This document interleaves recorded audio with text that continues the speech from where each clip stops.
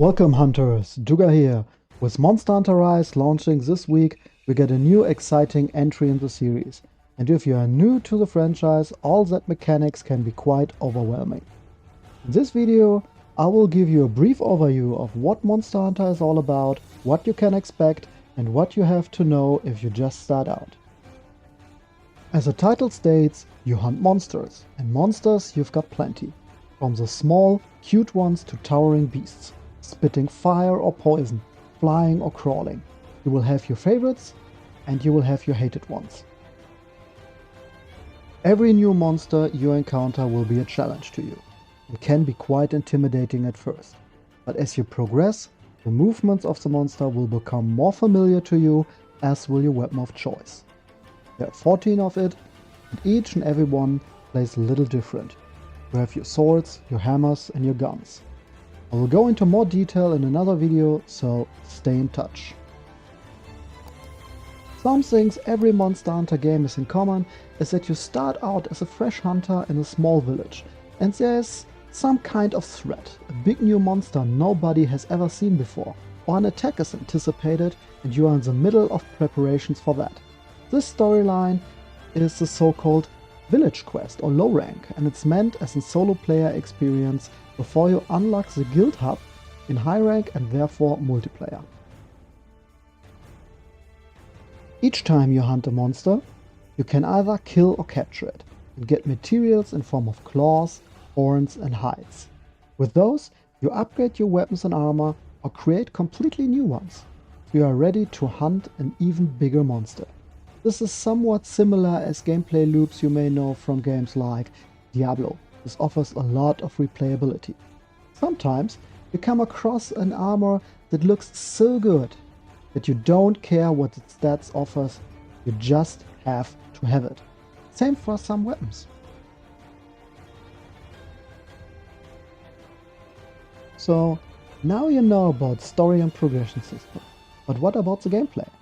In Monster Hunter you don't have any interface regarding the monster, no health bar or such. So you have to keep an eye out on what is happening on the screen. The monster may start drooling when it gets tired, or limping if you inflict a lot of damage. Often enough, it flees the fight altogether to rest at its lair. Depending on those indicators, you may choose to kill or capture, to attack the head or the tail. In addition to that, you have a plethora of items you can craft in camp or on the go, which will help you hunt more efficiently. Everything from healing potions, buff items, traps, tools to blind or repel monsters. There are so many of it, it would take hours to list them all. Another thing Monster Hunter is, let's say, infamous for are the combat animations. You don't cancel animations. You don't speed through things while evading. In this game you have to commit to what you are doing. You have to position yourself, and when you hit that attack button and miss, you have to accept the consequences. It gives the combat a more tactile feel. If you just go in there and button mash, you will hate this combat. Same things is valid for the monsters as well. If the animation starts, the monster will go through with it. This can help you react to it or even predict attacks. At some point, you will be familiar enough with the combat that it will become very fluent and enjoyable, but it will take some time. As soon as you unlock high rank, you get access to the guild hub. From here, you can engage in multiplayer with up to 3 more hunters. The difficulty will change dynamically depending on how many hunters there are. That means that even if you decide to stay solo, every bit of content is doable. That being said, some prefer the company of NPC companions like the Palicos, small sentient cats that can attack, defend, trap or heal and make quite good hunters by themselves. Or the new Palamutes that are introduced with Monster Hunter Rise for the first time.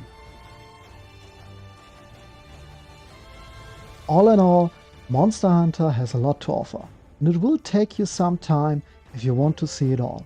The Monster Hunter series dominates my gaming life since 2013 when I laid eyes on Monster Hunter 3 Ultimate on my Wii U for the first time, and I didn't miss an entry ever since. If there are still any questions left I hadn't answered, write them down in the comments below and we will get to that. Till then, stay strong, keep hunting.